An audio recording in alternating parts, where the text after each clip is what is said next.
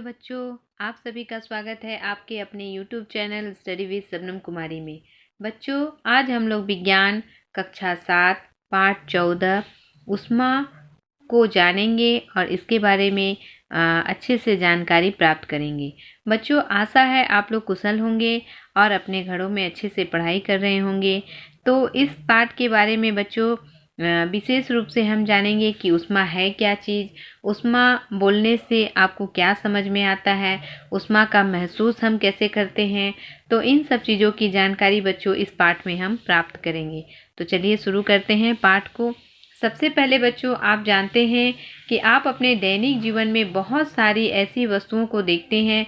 इनमें से कुछ वस्तुएं गर्म होती हैं, कुछ वस्तुएं ठंडी होती हैं। उदाहरण स्वरूप चाय गर्म होती है परंतु बर्फ जो है वो ठंडा होता है। सूप गर्म होता है परंतु आइसक्रीम ठंडी होती है। जलती हुई गैस या चूल्हे पर रखी केतली गर्म होती है परंतु उसकी हैंडल ठंडी होती है।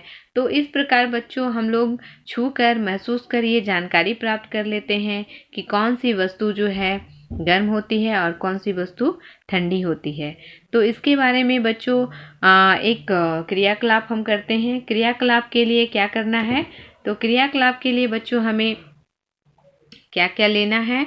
यहाँ पे देखिए क्रियाकलाप 1 में दिया हुआ है 3 पारदर्शी टब लीजिए, उन पर 1 2 3 लिख दीजिए।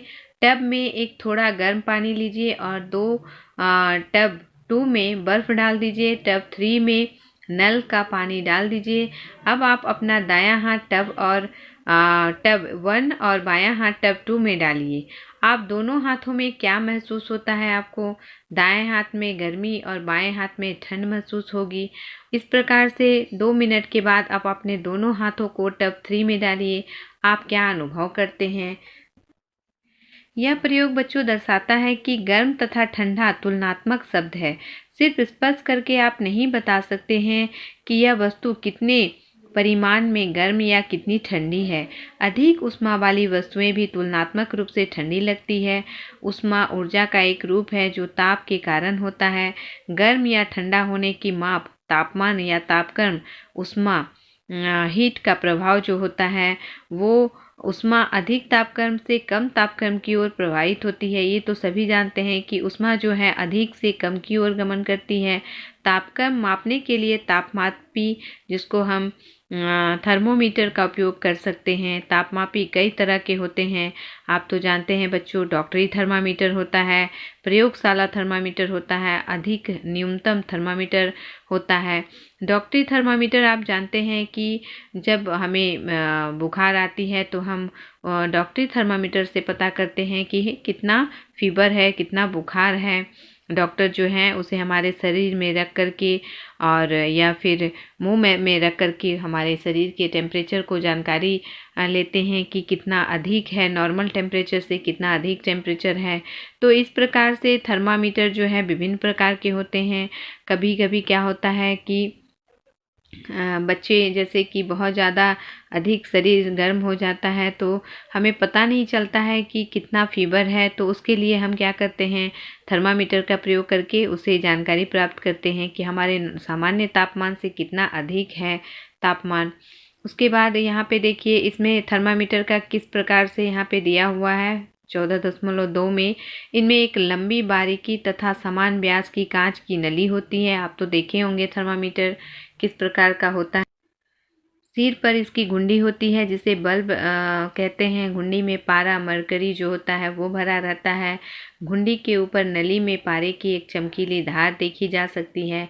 कांच की नली के ऊपर एक मापक स्केल अंकित रहता है जो 35 डिग्री सेल्सियस से 42 डिग्री सेल्सियस तक की माप दे सकता है। थर्मामीटर को ध्यान से देखिए, इसमें एक विभंग दिखाई देता है। यह पारे के तल को नीचे गिरने से रोकता है। इसकी क्या आवश्यकता है यह आगे हम लोग जानेंगे। थर्मामीटर से तापमान ज्ञात करने का तरीका, तो यहाँ पे देखिए पहले 2 क्रमागत बड़े चिन्हों द्वारा निरूपित तापक्रम के बीच छोटे चिन्हों को नोट कीजिए। मान लीजिए कि 36 डिग्री सेल्सियस और 37 डिग्री सेल्सियस के बीच 10 भाग है, तब एक छोटे भाग का माप जो होता है 1/10 डिग्री सेल्सियस या 0.1 डिग्री सेल्सियस होगा। ठीक है। थर्मामीटर का कैसे प्रयोग में लाएं, कैसे थर्मामीटर को हम लोग प्रयोग में लाते हैं, इसके बारे में हम जानकारी प्राप्त करेंगे। तो सबसे पहले बच्चों, थर्मामीटर में पारा का ही उपयोग क्यों किया जाता है? तो क्या है यहाँ पे इसके बारे में जानकारी प्राप्त करना बहुत ज़रूरी है कि थर्मामीटर में हम लोग पारा का ही उपयोग क्यों करते हैं। तो पारा एक तरल धातु है। तापमान बढ़ने से पारा का प्रसार एक समान होता है। यह ऊष्मा का सुचालक है। यह चमकदार और शीशे के बाहर से भी देखा जा सकता है। 5वां नंबर में है यहाँ, यह शीशे से चिपकता नहीं है, इसलिए थर्मामीटर में जो है हम पारे का उपयोग करते हैं। यहाँ पे बच्चों आगे हम देखेंगे दूसरा क्रियाकलाप। दूसरा क्रियाकलाप में दिया हुआ है, एक थर्मामीटर, डॉक्टरी थर्मामीटर लेते हैं। इससे अपना और अपने 2 साथियों का तापमान माप कर लिखते हैं।